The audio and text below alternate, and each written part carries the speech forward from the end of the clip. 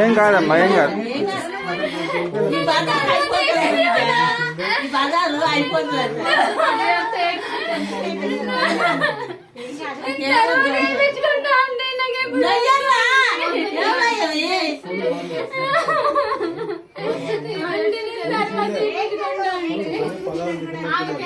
అమ్మ నువ్వు వేయించుకున్నావు కదా అమ్మ, నువ్వు చెప్పొచ్చు కదా అమ్మ, నువ్వు కూడా వేయించుకున్నావు కదా, చెప్పు మరి ఏం కాదని చెప్పు. మరి నువ్వు వేయించుకున్నా చూపి ఆమెకు.